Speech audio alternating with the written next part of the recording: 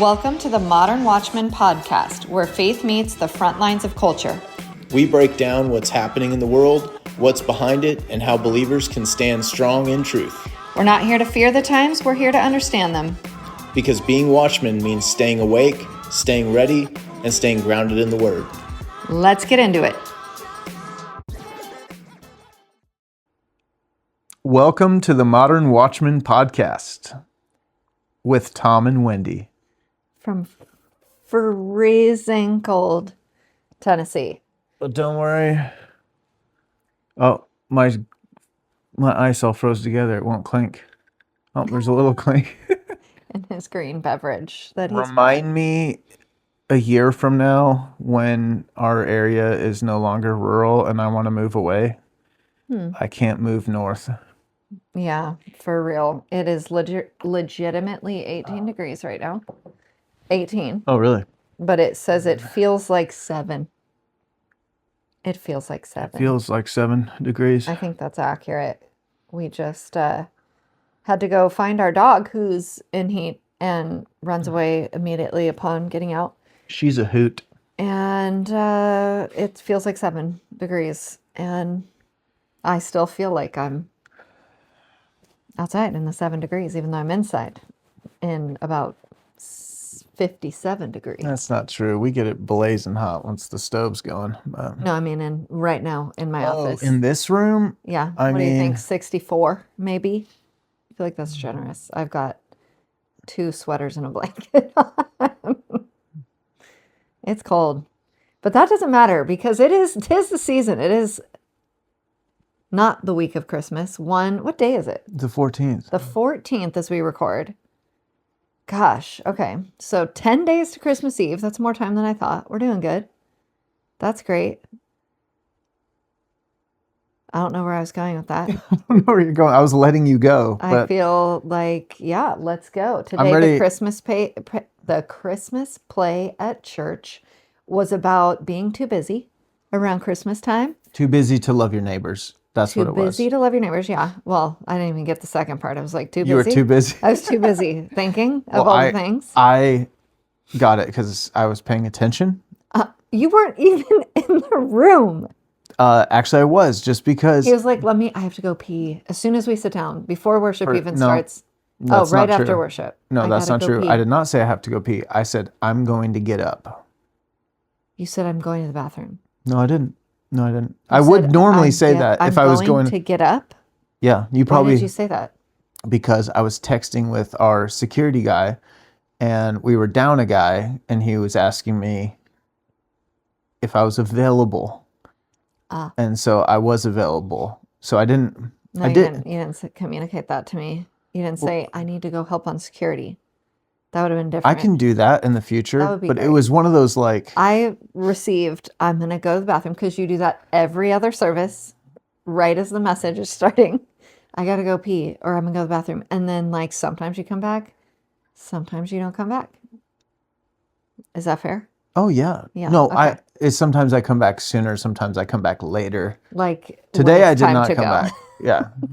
like later when it's time to go. Anyway, I did watch the play. I don't know. Just so you know, there's a lot of things to do at church, and not the only one is not hear the message. Okay. Yeah, I know. We did. But I serve at did church hear the for a long, long message. time. Okay. Today, I was Okay. just in Well, the back doing some.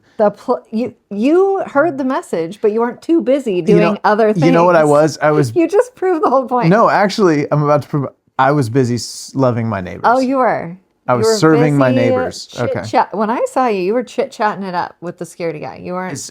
Can you a weren't sec- doing is it o- high-tech security. Let me ask you maneuvers. this: is it okay for the security team to consult with the security team? Okay. About security. In the course of that, you may discuss other firearm Completely unrelated related things. I wouldn't say completely unrelated. Also, can we talk about how there is that video of the shooting in Australia and how a good Samaritan hero man attacked from behind the gunman? Do you remember this? Okay. And you should pull security, I think. always, since I was, serve as the lead on guest services, I had to think about, okay, let's say I stand in the back. let's say a shooter comes in, we got to think about these things, have a plan. Nobody gave me a I plan. love that you think about these things. Well, of course I do. I am married to you, first of all. For those of you who won't see the video, she said that through like gritted teeth. I didn't. You did. You're like, to you. One day I was thinking, okay, if a gunman came in, like, I probably wouldn't know till he's past me what his motives are, because I literally have my back against the wall most of the time. So, Wait, like, a gunman came in. let's say I Okay. was pondering if a gunman came in, he would You probably wouldn't know what pass his me. motives are. No. He would. Okay, here's what I thought. If a man came in, just a regular man, Got it. and became a gunman, Transmogrified. like by brandishing his weapon I did not yet see, Okay. then what would I do, right? As just a small woman. And I thought, well, I would German Shepherd this man. I'm sorry, you'd what? I would German Shepherd him. You would German Shepherd him. Yes, Okay. police dog. Okay. Okay. Which would be exactly what the man did in Australia to the gunman. If anybody has seen that video, he waits till the guy has his full back to him and then leaps on him like a German Shepherd does. And it worked out. And that's exactly what I thought would happen is I would, well, and also I fully expect that in a church full of people, somebody would help me out once I've tackled the man. Apparently he was also shot twice in the leg before he charged the guy. Right, He was shot twice in the leg. Just read And that. I saw a couple different angles of video where at least one of the guys, or possibly both of them, were shotgun shells, which if you Wait, saw, say it again? They were shotguns, not rifles. Oh, this man was using shotguns. Yes, which when you looked at the guns, I was like, those are big and long. They Like did I look didn't really big and recognize them. The video wasn't like clear Super enough. good. And then I did see a video where the guy had a bandolier belt on and they were all shotgun shells. But I don't want to get ahead of ourselves on that because I do want you, I want to stay on the German Shepherding for just a minute. I love that. When I saw the video this morning on the way to church, I was like, ah, It works. see this, maybe I'm not describing it well by saying German Shepherding, but this is what it looks like in my brain that I would do to a man with a gun. I will say this is good. And This Tom is a always good thing gave to me touch such on. a bad time. He's like, that's so dumb. Don't ever do that. That is, I've never said that. Okay, you've definitely told me not to do that. Well, you have also used your German Shepherd. Tom, I German Shepherd you all the time. I know you've proposed German Shepherd tactics for everything. Okay. All right. So I think it's a I very may have versatile said, tool. I may have said, don't do that to like another application of the German Shepherd strategy. Oh, but I should do it in the church scenario? Well, actually, let's talk about this for a second because in those situations, so the Australian situation, the crowd was not condensed and contained like they would be in a room. Okay. And so a active shooter situation, to be honest with you, I forget what they train you to do. It's run, hide, fight, I think. Like a person that would engage? Or So like if you're being you shot take the at? FEMA, the Federal Emergency Management training or the Homeland Security training on active shooters, I believe if As I'm a first responder? no, this As is a like person. this is like if a government employee working in a building, you know I what I mean, see. that could theoretically have an active shooter. They say, I believe it's run, hide, fight. But Run, hide, in that order. but again, that's like the Or is that dumbed like, down version. Oh. Oh, is that like the assignment of groups of people? Like some will run, some will hide. no, it's an some will order. fight. I'm sorry. Run first. Your first option would be run. Okay. Your second option would be hide, and your third option would be fight. However, and you're only going to get this here, and this is It's a hot tip, everybody. well, I'm like I've always disliked that, but like Oh yeah, that sounds like, I mean, I get it. well, the thing is it's a very generic thing. So like in stop, drop, and the roll. video in Australia, for those of you who've seen it, is like outside, right? Mm-hmm. Well, running with your family, whether you're alone, whatever, is probably a pretty decent.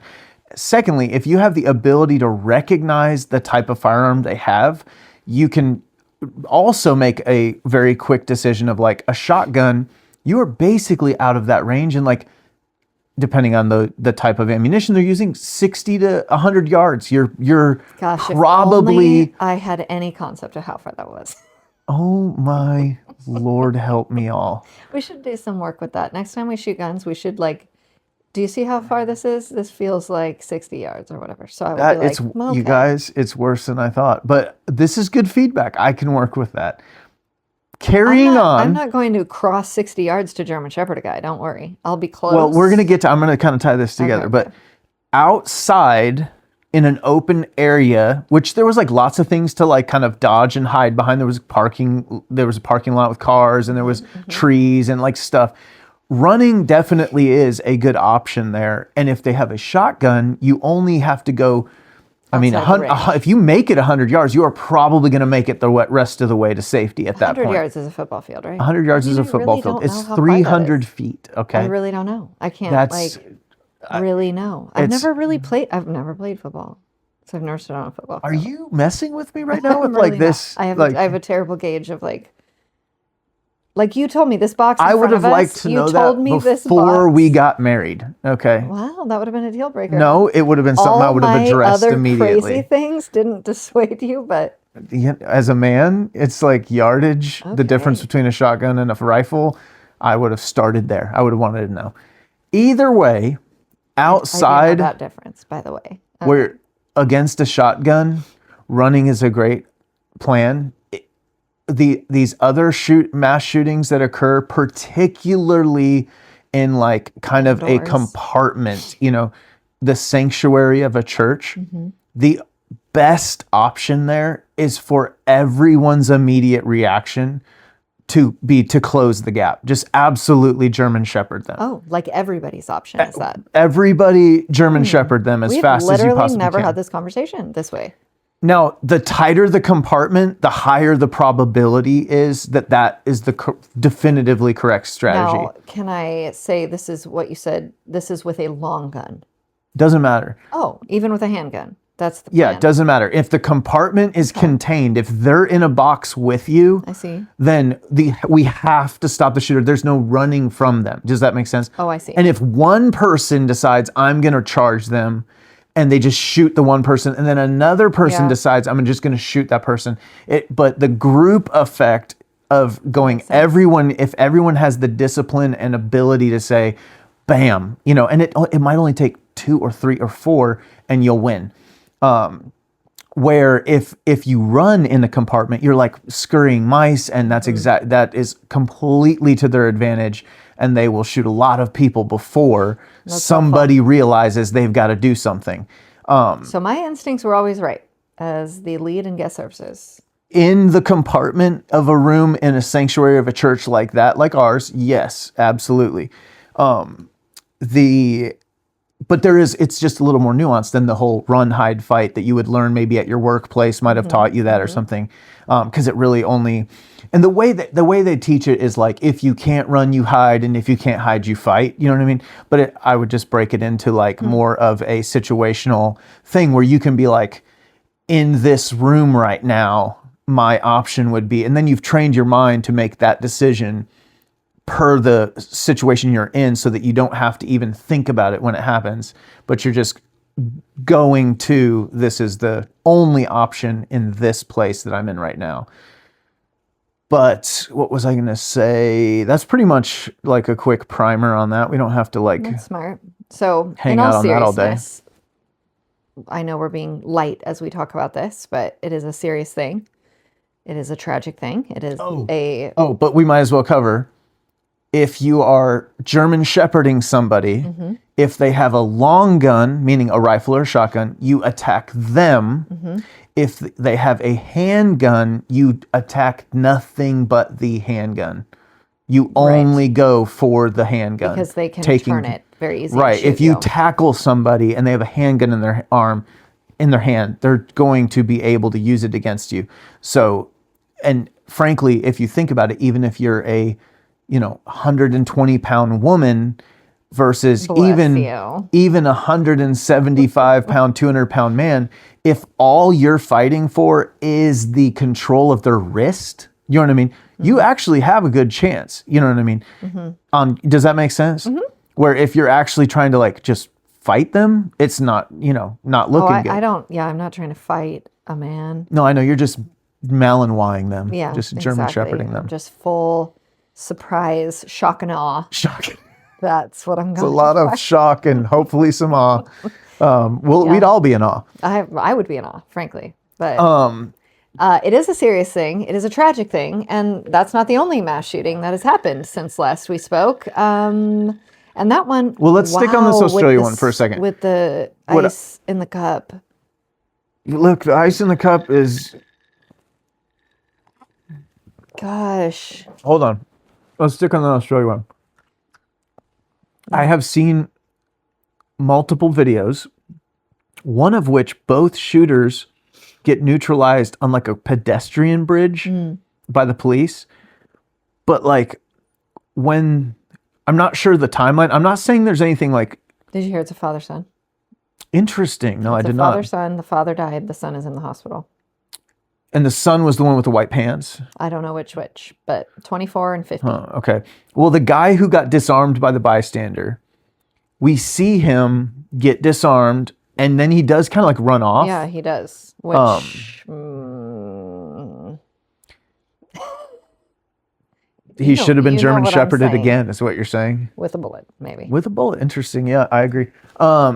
Here's the thing is, and I'm just going to lay it out there. You knock them one in the knee, and at least they're not going anywhere. Yeah. No, you don't have to. I'm not going to come on here and say, and then get his gun and shoot him in the head. Like, that's not what I'm here. But like, definitely not. In case anybody, nope, that's not what we're saying. I'm not saying that. But like, put a round in his leg or knee, and you don't have to worry about that guy anymore, and he's not running off. There's nothing wrong with that. There's nothing wrong with that.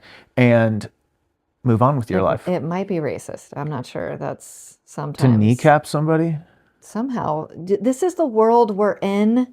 I'm being sarcastic, but also not, because how often have you heard someone, the actual criminal is the one that is victimized the guy on the subway that say, and then Daniel Penny. And then ever since then, like Daniel Penny, unfortunately, has been so vindicated, because what have we had in the year after that happened? We've had like one young woman after another. There was one that was just. That's been years since Daniel Penny, sadly. Well, whatever. In the 2 years since Daniel Penny or whatever it's been, we had multiple women attacked and brutally murdered on public transit. But then literally, I just saw something on. I think it was on Zero Hedge, but about a woman being chemically burned, like attacked by somebody. Oh, shortly after Daniel Penny, like 6 months after, there was a woman who was sexually assaulted for 45 minutes while everybody sat on the train and didn't do a thing. Because why would they? Because why would they? Literally, Daniel Penny was like, well, and this is completely, this is where the German Shepherd thing actually really has to, because this is why tribes exist, is like the modern metropolitan dog, like every man for themselves, like nobody is for each other in the city. Yeah. That's why like New York is famous for, don't say hi to people. Country folk that are tourists that visit New York might say hi to someone as they hold the door for them. And the true New Yorker will like never even notice you open the door for them and be like, and maybe give you a side-eyed, like, rude why'd you talk to me? Mm. And that pretty much sums up the like what humanity becomes in a ultra urban environment.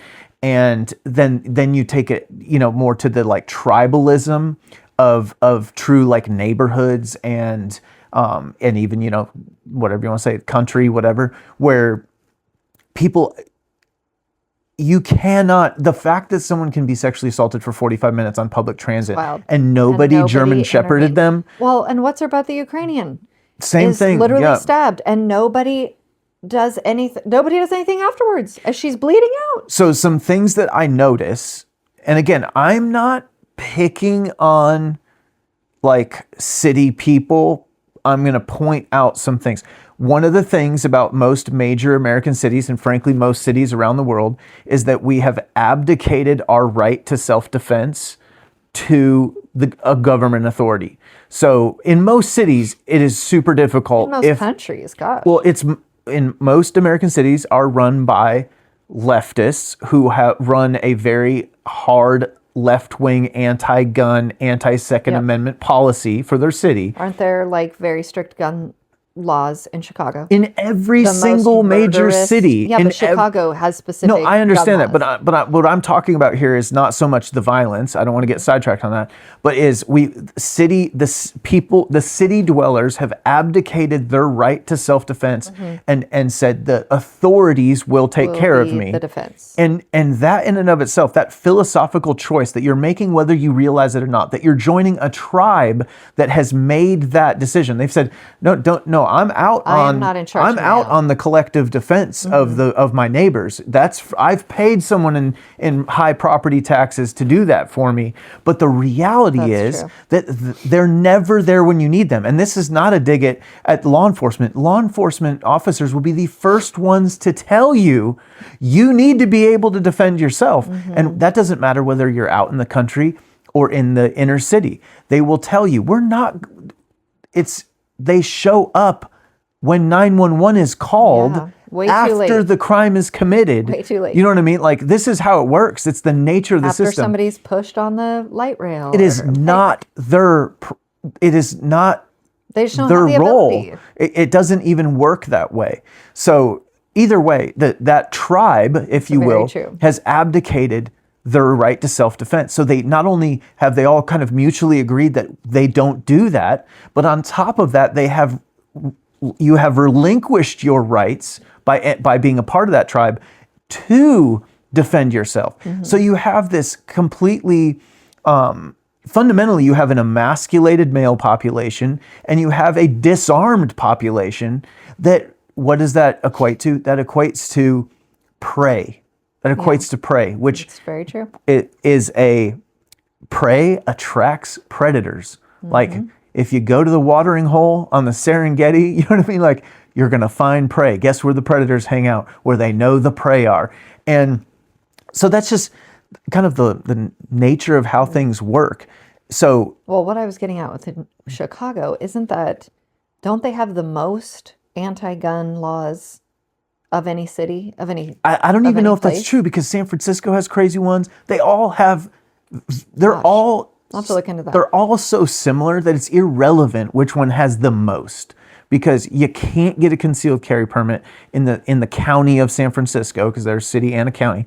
You can't. And so it doesn't really matter that like Chicago has more people killed than San Francisco specifically. The point is, if you end up in a situation in one of those cities, You the better figure it people out. around you have abdicated self-defense to some other authority, and they are unarmed. Where? Flip the script. If you were to walk into the cowboy church 3 or 4 miles from our house and thinking you were going to brandish a weapon and start Opening committing fire. Yeah. evil acts, You got 27 seconds. the mass that's you are very near the end of your life. Yeah. That you are going to go down in a hail of gunfire, if not punches. Well, it's going to be the best day of that church's life. Like they're gonna There are people who are waiting to answer to God for that. But my point is that it's a different mentality. Those people have not a different tribe. They actually have now they respect the heck out of law enforcement. Absolutely. They have zero expectation of a sheriff's deputy arriving to help them. In They are 100% Ready and to I handle mean, the threat. whether they're at home on their farms or at church with all the families, they have zero plans to involve law enforcement in other than the investigation. They will have handled business. And the same thing goes. If you're in line at Kroger and someone tries to hold up the place, those men have not abdicated their collective right of self-defense to an authority, and they have their Second Amendment on their hip. So I this feels related, although it's not directly related. But I had, as you were talking, I had the question in my own brain of, is this how most men think, or do you think this is an unusual way for a man to think? And by this, I mean thinking ahead of time, like being mentally prepared, maybe even being armed to engage the threat. Because like you said, the fact that I was standing in the back of the church early on in my serving going, okay, what would I do? What's the scenario? Because nobody's teaching me this. I have to like come up with a plan for myself. And I'm of course, sorry. I apologize. I failed you for Oh, 17 no. years. I actually think the reason I'm married to you is why I'm not failed, why I had a plan. Because I'm like, Tom would expect me to have a plan. But I think that's probably unusual. I don't know. Do you think that's unusual for men to be mentally preparing or engaging their room when they come in? Like, I know that when I come into a restaurant, I have to sit with my back to the door because you don't want to, because you're thinking I need to see that door. If I'm a normal man, I'd like to think I'm like in the middle of the road of like you're not hyper obsessed with it, but like you're definitely always like considering that. I'm just, then I would say yes. I'm going to need some feedback. No, that could be, that would be good. Email back. Because I mean, I think about that too. Like Wendcunningham at proteinmail.com. Protein. Proton mail. That'd be good. I mean, you do sell protein. I do sell protein, so that makes sense. I think like I hang out with a lot of guys who are definitely like obviously guys. Who are you hanging out with? Or I shouldn't say that. I don't hang out with guys. You just hang out with our kids and me. Guys in my circle of influence, there are a lot of, but like when I look at like, I might gravitate more to those guys, and then I go in certain coffee shops and I'm like, I'm the only one in here. I don't know. You know what I mean? And I'm not trying to be rude. I'm just saying that thought crosses my mind. So also that was the question that led me to the thought of the time that we were in the camper and we were almost murdered. And you were well prepared for this near murder. And the guy, I mean, we'll tell the story, because what was most interesting about this story to me after I survived it and was on the other side and reflected on it was the way that you thought it through, and also the way, like looking back and going, recognizing the other man's recognition and processing of what was happening. Does that make sense? Like his facial expressions, his body language as the situation progressed. So why don't you tell the story? Okay. We were in kind of near the Four Corners. What was it called? Chaco Canyon. Mm-hmm. In New Mexico. It is extremely remote. We were about like 43 or 50 miles on a dirt road with our truck and camper to get to this. The week of Christmas, like this week. During a government shutdown too? Yes, it was during a government shutdown. I can't remember for sure, but that would have been 2018, December 2018. Yeah. And so we stayed the night. There was we saw one other camper in this remote campground. And it's an old Native American ruins area that's super cool. Incredible. And we had a blast. And on our way out the next day. We had a 2-year-old, a 4-year-old, and a 6-year-old. Yeah. Had young kids. I'm the only man. And I'm not a man. Well, I mean, that's true. Nowadays I feel like I can count on my boys to some degree, but more and more every day. But at the time they were tiny guys. But we were approaching the highway. We're probably about a mile to a mile and a half from it's like midday. A 2-lane state highway. Coming off of a dirt road. We were still on a dirt road, and we decided to stop before we got to the highway and let the kids pee and just kind of which requires that we get out of the truck and get into our travel trailer. Right. So I saw a vehicle. It was so far away. It was on the highway that I could not even tell the type of vehicle it was. But they passed our road, drove a couple hundred yards, and then turned around. And my first inclination, because it was so remote, there's nothing around, was that it's probably a law enforcement officer. And if they saw a vehicle stopped, they probably know the area and they know the road we're on. And if they saw somebody stopped on that road, you would assume they need to be checked on. Mm-hmm. So I just immediately, in my mind, I was like, law enforcement officer is going to come say hi to us. No big deal. Cool. I'm in the travel trailer with our babe, and I think the little kids were out. I think they were just walking around. Yeah.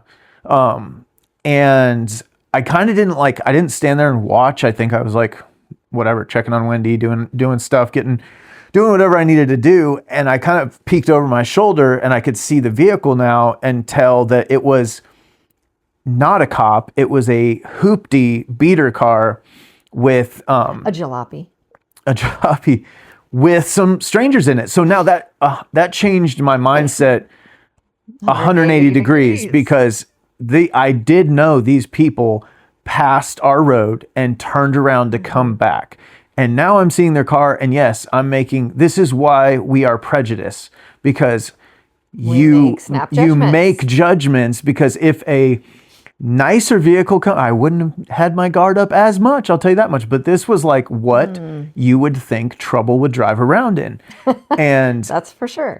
And they pulled up, and it was a man and a woman with a small child in the back seat. And initially they did say do you need any help? Which was nice. And I had a brief but courteous exchange with them.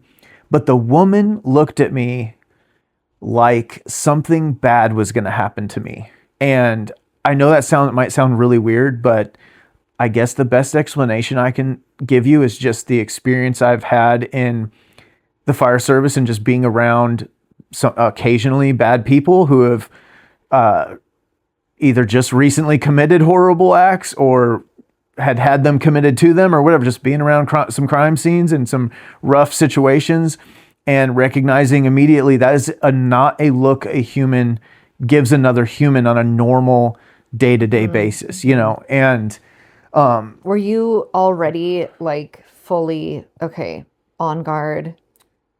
I was going from 0 to 40 when I saw that the car wasn't a cop, because the cop thing was and at this time, I was going to say hi to some guy. You literally just got out of the truck. You do not have a gun on your person. I wasn't carrying one on my person at the point. We're going through multiple states, being careful of state laws, stuff like that. I was basically just kind of managing that situation by having it in the cab of the truck tucked away, but not on my person. Which you did at the time have a concealed carry permit, but that's not always relevant. That's true, but I had it in Nevada. That's true. And this was technically... Commuted? It went to a bunch of states, but New Mexico's weird. And this was technically New Mexico. Well, either way. And we're on tribal land. It's because you got to keep track of all of the dang laws. You don't want to. You don't have it. You don't have. Yeah, I wasn't hyper vigilant every moment, but it's hey, I've got one in the truck, and if I needed to, I could put it on me. So she gives you the look. You're feeling the feels. You disengage from him. He drives past you, past our camper. I'm in the camper. I hear Tom shut the door. Yeah, and let's just say this: he looked every bit of trouble that you suspected. That I suspected. And again, if you are in law enforcement or something, you know what I mean. When you see that person, this is not their first rodeo. And so I was like, that's okay, here we go. And I also, being inside, we're in the middle of nowhere, we've not seen another human for hours. I hear him talking to somebody all of a sudden outside. And I'm like, who is here? So I get Gage ready. He pulls past our camper, does a U, comes back. Well, I immediately said to you, I came out of the camper at that time. I said, get everybody in the truck. And he looked at me like... And actually, I want to say now. I had told the kids or told you to do that the moment I saw what kind of car it was, because I was like, I want to gather everybody up. Was shut the camper door, which was weird. It was open. It was always open while we were just casually in and out. You shut the door, which was the first alert to me. Okay, what's up? And then I heard you talking to somebody, and then I hustled, and then I opened the door, and you looked at me like, get the kids in the car. And I saw the car flipping around, coming back past us again to go back to the highway. Right. And then he asked me for money, and he kind of pulled up and stopped and asked me for money while we were by the camper truck part. And I told him, you know what? I take it back. I'm sorry. I think he before he turned around, he asked me, I was trying to just be like, no, we're good, thanks, and wave him off, just be friendly, responsive, but not like get drawn in. And after he had asked if we needed help and I had acknowledged him and said, no, thanks, he then asked for money. And then it just, again, confirmation of like, are you here to help, or it really makes my stomach hurt. are you here to get money? You know what I mean? Yeah. And so then he proceeded to go past the trailer and do like a 3-point turn. And that is when I was like, get in the truck, get the kids in the truck. And you came around the front of the truck and your driver's side door was open as I climbed into the passenger seat. And he was pulling kind of back up to the front of the truck. And I was literally pulling my handgun out, and I had a hoodie sweatshirt on, and with like that front pocket that's common in the hoodies. And I had literally, right as he was crossing in front of my truck, we like locked eyes, and I was putting through the windshield, and I was putting a 9mm handgun. He pulled up and got out of the car. Yeah. He pulled up and just opened and started walking over to the driver's side door. I don't care who you are. And I just look at it through the lens of like, what a law enforcement officer would think of that behavior, right? Like, you just can't even, like, I will never forget the look on your face as you put the gun, like, how much was communicated to me of like, do you see what's happening right now? Like, are we all on the same page right now? And I remember like, oh my gosh, I locked eyes with him as he was crossing in front of the truck. We looked at each other through the windshield, and I had literally just slid a 9mm into the front pocket of my hoodie, and my door was still open, and I was standing there. And I feel like that was the moment where he registered, I made it to my gun. Yeah. Like I think he knew exactly what happened. He totally changed. His demeanor changed coming around that corner. But he stuck his hand out, and I literally was thinking like to shake your hand. To shake my hand. But again, I know this sounds like this guy was like nicer than he was. No. He was got more and more forceful in the exchanges we had. And I was just like, bad vibes all the way around. And in fairness, I told him I didn't have any cash. That was what I had said. That wasn't true, but I could not like tell him we had any cash. Yeah, that would not have been the correct thing to do. Yeah. So I was like, sorry, man, I have no cash at all. That's also like common to not have cash. That's also believable enough. It's also one of those things where if I say, yeah, let me go get it. And he goes, now I know there is some. Yeah. So if he's thinking about doing something, he thinks there's something worth getting here. For sure. Where you don't necessarily want to shoot a guy on a back road for nothing. You know what I mean? Yeah. But either way,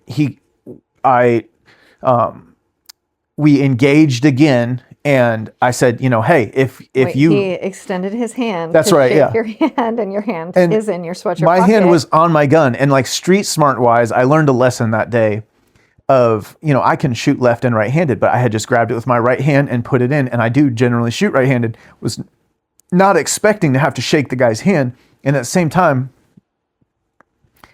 same time, I did not want to hold back from that either. Like it was a weird, like I don't want to give the tell. I don't want to like I'm not trying to pull a gun on this guy for no reason. It wouldn't have been for no reason. I was about ready to pull a gun and tell him to get back in his car and drive away. But I didn't want to instigate the situation any more than necessary either. But I had to pull my hand off my gun and shake this guy's hand. And I was fully expecting to go into a wrestling match with him. I thought he was going to make his move there. But I tried to like play it cool with him and offer to buy him some gas or something when we got into town, which was a long ways away. Yeah. But I thought he suggested that, following you into town. I think and then you were like, yeah, I could do that. You might be right. He might have said that, and I said absolutely. Again, I'm never against helping someone who needs help. Of course. But this was you had to be there. You had to be there. You had to be there. It was not that at all. And we ended up, whatever. We got back in our car. We separated. He went back in his car. Now, like, okay, there's no service. There's no calling the police. There's no calling 911. There's no cell service. It wouldn't have mattered anyways. You know what I mean? Oh Like, yeah, well at least we would have everything- had a report like, hey, come check come us out find when our we're bodies. dead. Yeah, no. But well, we could have given a license number, any of those things. But I think he knows there's no cell service. He knows there's no license plate being reported to anybody at this point. And we're following him, and as we're driving back, down the highway or whatever, following this guy talking now together in our truck, we're like, oh yeah, he's probably calling or, radioing, however, maybe he has a different carrier than us. I felt 110% Like, we're going into an ambush better. right now. No, I mean, I was still like concerned, but I'm like, Oh yeah, the main problem we had got been- out of yeah. the kill zone, so to speak, by getting in that vehicle and driving away. Yeah. We were Well, on our did way. follow him for a couple of minutes, and then he turned and we went straight, and then he pulled around and kind of it was going to follow us or pursue us. I wanted to pick the spot because I was still calculating on whether or not he was going to have people meet us somewhere, because I'm Exactly. following him to wherever the gas station Exactly. is or isn't. And so I was like, I'm gonna force the spot that we Yes. meet instead of just following him to the his cousin's ambush. house Yes. or something. And so he whipped around where the parking lot we had pulled into, or like dirt lot. It was really not even a parking lot. He whipped around and we gave him $20 and we're on our way, kind of thing. But I don't know why that was pertinent to tell. You brought that up, but because we were talking about the German shepherding and the like having a plan or being aware of scenarios. oh, and just like are most guys like aware of that stuff? Or I don't know. I'm curious how that situation. I mean, I think that situation could have gone 100 ways. Well, really. I often think that if you didn't have a gun, if you weren't confident in shooting a gun, if you weren't confident in engaging this man. I think if he had found two 67-year-old retired people, a man and a woman, I think he would have pulled his firearm on them and gone through their trailer, got anything he wanted. You know what I mean? I don't think he would have necessarily killed him. You know what I mean? Like, or shot him. But he was there to rob somebody in an opportunistic fashion. I'm 100% convinced of that. He went way out of his way to engage. Yeah, and to do everything. Checking on us. And honestly, I think that woman was putting some pressure on him to do so. Oh, really? Oh, yeah. I think so. I really do. It sounds horrible, but she looked pitiful. She pitied me, but she had it was a look of more than complicity. Do you know what I mean? She that's the most memorable part of that event to me, honestly, is the way she looked at me. It was almost like God telling me, pull your head out of your butt. It's about to go down. Like don't wake up. You know what I mean? Like, this is not, this is real. This is it. this is real for sure. But, I thought that's a interesting situation we found ourselves in. That's not the only time we've had to really be, whenever you are people who travel and you find yourself in remote spots or different countries or whatever, you just encounter things that, sometimes you're in them before you're like, well, okay. let me give you this example. Like, law enforcement officers in a lot of places are in these types of situations on a daily basis, where they are having to read and spidey sense and have their reactions be a split second if necessary, and constantly. And I mean, I'm preaching to the choir. If you're a law enforcement agency, you're like, Tom, you're not doing it justice. I'm trying to convey that this is a normal thing for a lot of people all the time. But, well, as civilians that aren't in these situations all the time, you can find yourself in one day in the blink of an eye. And if you're not prepared, if you're not prepared for it, it can really alter the course of your life, or the lives of the people precious to you. You talked about tribes when you're talking about city people, and we often talk about that tribe mentality, and that's like what actually kind of, I don't want to say spurs or causes violence, but like that is, like the tribal mindset is often criminal. Like there's like a lot of... Well, that's what we have to remember, is that violent criminals are a tribe of their own. Right. You know what I mean? And that's what I meant, is like when we use that word, that's often what we're referring to, is the tribal mindset of criminals. And you also used a great word, prejudice, which isn't often used. Usually it's racist or you're not, or you don't say a word, like prejudice is actually a different word and it's appropriate in this regard. And like, it's like hard to say in any other way other than like you said, you're forced to make these snap judgments based on what you're perceiving. And oftentimes the dots connect and it's not having to do with their race or, their whatever. It's literally like, okay, if I were to imagine what a guy that's going to roll up and rob an old couple in a camper would be driving, it would be this. And then you have this encounter with the guy that's driving that car. It's like oftentimes these dots connect when you're feeling that judgment initially, which now we've been so shamed into it's almost instinctual in that regard. And again, it can be wrong, and it's okay if it's wrong and you have a thought. Well, let's just do it like this. Like, obviously, prejudice has a lot of race connotations, Sure. but like it can also be class. As a man, you can be prejudiced against a rich person or a poor person. If I'm like crossing paths on a quiet street in the middle of the night for some reason with a single woman walking along, like I think she might be afraid of me. Do you know what I mean? Like, right. I know I mean her no harm. Right. And no matter what I say or do, if I'm nice to her, that's suspicious. If I'm mean to her, that tells her, that confirms her thoughts. Like but I also think like, but that's okay. Like, she should be it's instinctual, nervous, even though I mean her no harm. So I'm going to do my best to just like, leave her alone. That's my but point. Like, thank you. It is instinctual for us to have these feelings. And in recent culture, we've been so shamed to have instinctual feelings in those moments. Now it's different when you're like, on the boardwalk in San Diego and you're like feeling a certain way when there's not really a threat, you know what I mean? Although you can have a thought. Well, these threats sometimes you would have a thought. Here's the thing is you can be in the boardwalk in San Diego and you see that sketchy kid in a trench coat or whatever. Very true. It's a different prejudice you're looking for there, right? Absolutely.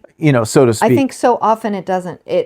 We are assigned a racial connotation to that. And yet oftentimes it's just an instinctual thing that happens almost against our will. And it's coming from, again, past experience or understanding of current circumstances. Like you said, that was just kind of the setting of the Australian shooting today or yesterday was just open in a park, okay, yeah. So if you see somebody acting sketchy in a park, is that an instinctual thing that's happening because you are a person living in the culture and reading the news and understanding that is now a threat that we need to be aware of? Or are you a racist? Do you know what I mean? Oh yeah, no, I think it's something that part of the kind of woke culture where we just need, it's nuance. Like I say all the time, there's two parts of this.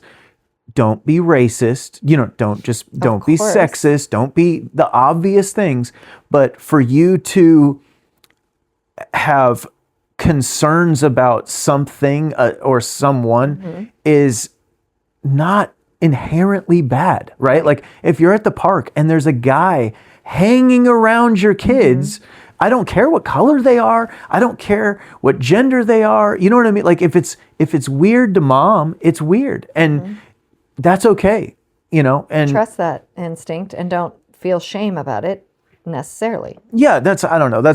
We don't need to go hammer that home so much, but I just think it's an interesting thought. There is something to where we have been taught not to trust our. Yes, exactly. That's it. Right. I think it's deactivating our natural spidey senses where we're like, something's off. I just feel like I need to be extra aware. And again, you don't have to act on it. And you could be wrong. Usually we've been indoctrinated to think that that's a racist part of us. That's my point. That's that's a toxic masculinity part of us. That's whatever. This whole conversation would be labeled as toxic masculinity. The fact that you think you need to carry a gun, that you would be engaging in fights, is basically what we've been thought is bad for men to be thinking about. Put on your skinny jeans and eat your soy latte. Well, and there's an element to it's important to me to cap this off because in the law enforcement arena, and I'm not a law enforcement person. I'm not an instructor. I'm just a guy. Just a guy. Just a guy. But there's your prejudices where you go, this fits the bill. I need to pay attention. You know what I mean? I need to be on. Then there's your normalcy biases where, it's a white guy. He's 60 years old. He's got a golf cap on. He's in a Mercedes Benz. Nothing's going to happen here. I'm just going to write him a ticket. You know what I'm saying? And then that guy is the guy that pulls a gun on you because he had just killed his wife and thinks you're about to arrest him. So there's those two. And now that and to the this is more, I'm going to bring it out of the law enforcement realm into the mom realm, that it isn't always the sketchy guy at the park who's creeping around. Right. You know what I mean? That's the thing, the man to fear. And moms know this, right? Yeah. Moms know that it can be anybody that they need to watch out Let for. me tell you, when I was 21 or something like that, and my sister was 18, and we lived in San Diego, and she wanted to go to Tijuana, and I was like, I will assist you. Of course, when I was 18, 19, 20, I went by myself. I didn't have an older sister, but I was like, you're not going by yourself. And I went and I stayed sober because you should have a sober guardian, turns out. And lo and behold, we're at the club, as one is. In Tijuana. In Tijuana, which is the most, place to be. And it was the tall, white, preppy, sober guy in the club that caught my attention, and sure enough came over, and I watched from afar, asked my sister if he could buy her a drink. She of course said yes and was intoxicated, and he left to go buy her a drink. And I went to her and I said, you go, if you want somebody to buy you a drink, you go and get the drink, you supervise the beverage. This is Tijuana, but also that's just a good rule of thumb. And when we got up to the bar, this is bar basics, people. Yeah, when we got up to the bar, he was there. He acted like he did not know who she was. I don't know if it's because I was there and I was clearly sober, but he literally was like, what? I don't know who you are. I didn't offer to buy you a drink. Completely didn't buy her a drink, which is fine. I'm glad, because obviously he had shady shades, and my spidey sense was like, oh, excuse me, tall, white, sober, rich man? No.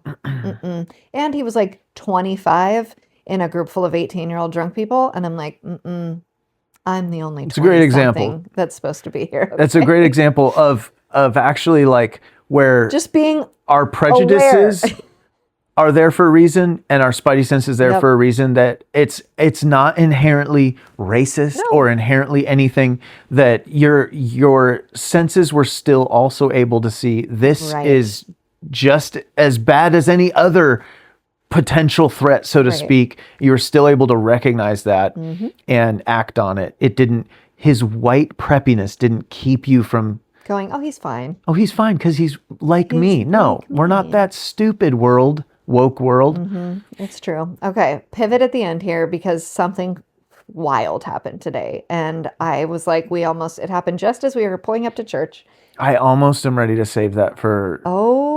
because so I know you are, but okay, we'll save it. I think we're going to cliffhang that one. I'm going to Candace Owens you right now. Yes, and do it. It's very effective. I've got some receipts that I would like to share, and they're from a very We're secure going source. to dive back into some Charlie Kirk stuff here.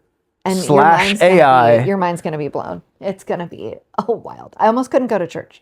I was that shook. We pulled up to church and this was all unfolding. And I was like, we have to go home and do a podcast right now. I can't even go in.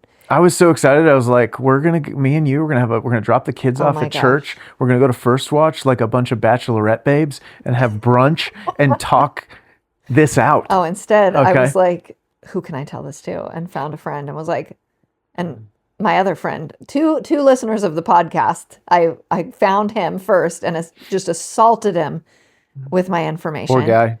And my barely got out of the car at church. Immediately assaulted by Wendy. German shepherded by Wendy. I did. I was like, I have information to German shepherd at you. And then my other friend who listens to the podcast was the photographer of the day, and she started taking pictures because I was very animated. And I was like, yes, you're going to want to document this. Okay, so that's my cliffhanger for you. Okay, pivot. The thing that I want to end on is just briefly talk about how the pipe bomber has the J6 No, we can't do that bomber. either. Oh. No, I don't know. No, that's just a little nugget. A little nugget. Well, let's hang this one out there and maybe dive into it more in the future. Inappropriately. Basically, do y'all remember when we talked about this on a different podcast, so it's not just coming out of nowhere. Obviously, there were 2 pipe bombs found. Yes, one at the DNC and one at the RNC the day on January 6th. Nope, I'm sorry, January 5th they were placed. January 6th they were found. But they were found, and There's it was a very important part of the narrative that this was an insurrection. This was an uprising against the government, and since no other part of the puzzle fit the insurrection narrative. I'm just saying it was used in the media as like this was a big deal. And then, of course, nothing came of it for years and years and years. And most of us were like, because that was an inside job. That was a false flag. And if they were to find that person, it would lead directly back to where it started. In mind, we now only very recently know just how involved the FBI was in January 6th, how many agents they had in the crowd.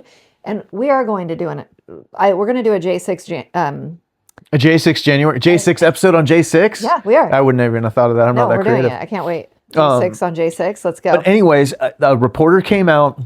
I forget his name. We'll have that stuff. But he said we basically found the J6 bomber. And just recently. Months ago. A month ago. Maybe 1 month ago. Seriously. And we're going to release it. But it was such a big deal to national security that whoever in the government said, just give us a week before you release it, right? Interesting. I was like, okay, this guy must trust them to do that. That seems weird. I would just release it before they kill you, whatever. But anyhow, it was this Capitol police officer, female. They released her name, all this stuff, and how they identified her, blah, blah, blah. And she now works as a guard at the CIA in Langley, Virginia. So kind of a potential promotion this was the person they had discovered. This was the person they had discovered, right? So that goes on for about 5 days. And then nothing. Then we don't hear anything about it. Yes. And then a black guy, a mentally disabled black guy is arrested. We didn't know he's mentally disabled. You're right. Initially, we didn't know that. We knew he was black. And first he was a hardcore Trumper, and then he was a hardcore liberal, and you hear all these different narratives in the media. He was an anarchist, was finally what we landed on. That's why he put it at both the DNC and the RNC, because he hated everybody. Oh, good. That's rich. Just so you know.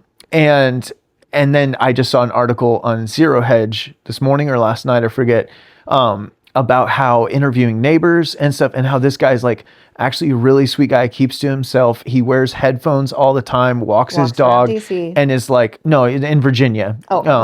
And is either autistic or he's autistic disabled on the spectrum, but mentally disabled on some level.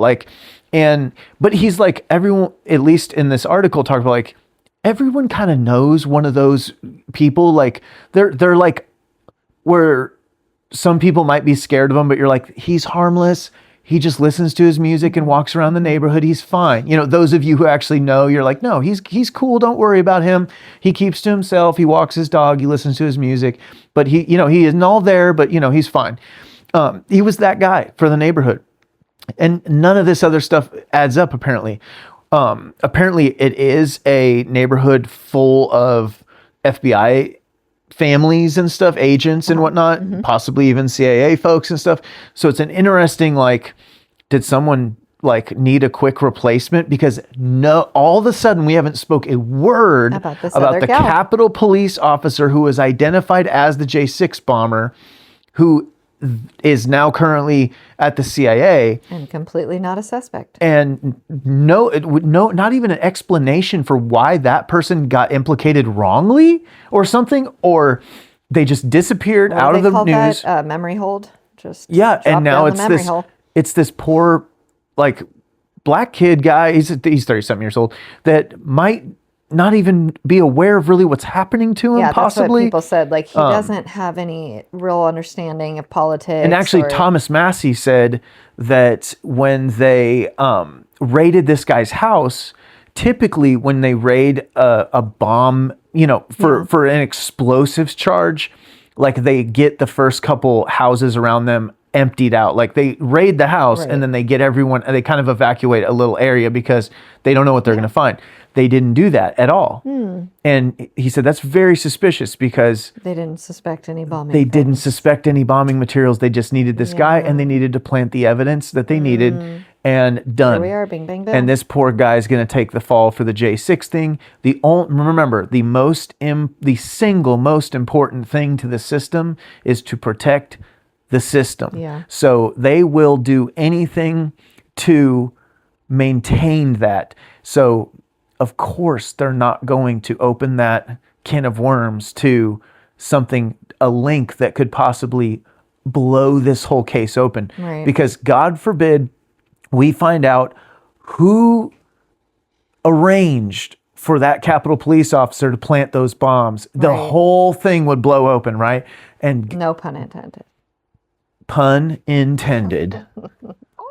But So yeah, keep an eye on that one. Yeah. It's an interesting. See what you can dig up, because when I say these we probably things, won't even hear about it again. I expect we to got be the guy. Everybody move on. That's what you won't hear about a trial. We won't hear about it any. Well, and I'm just saying to our audience, like, I'm down to be fact checked, and like if you guys are hearing something different, because it's always good when we actually catch bad guys, although we rarely ever do.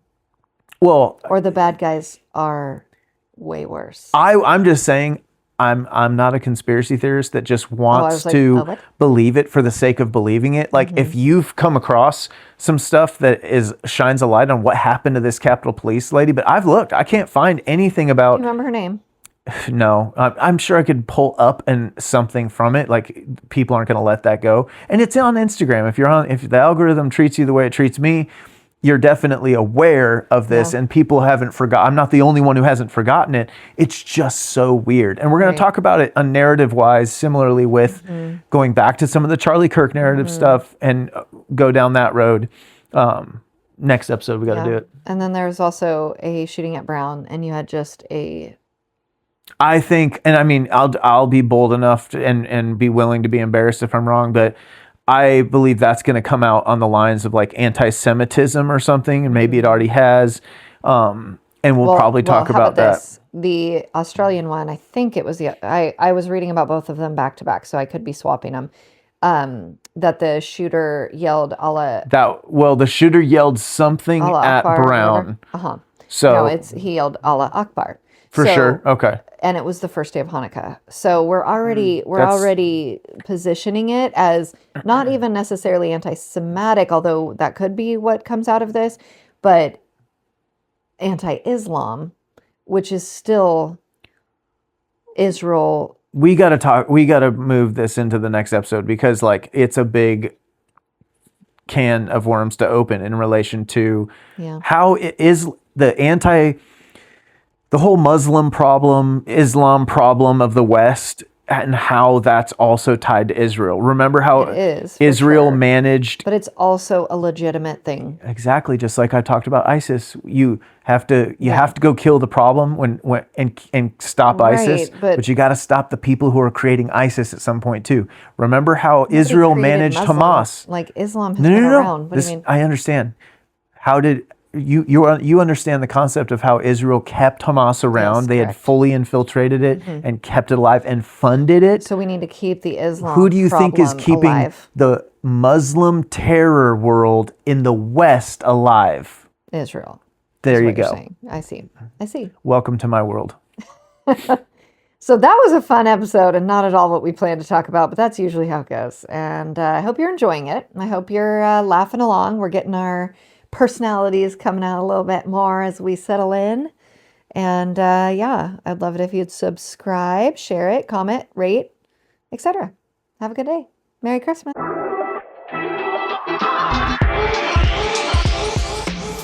Thanks for joining us on the Modern Watchman podcast.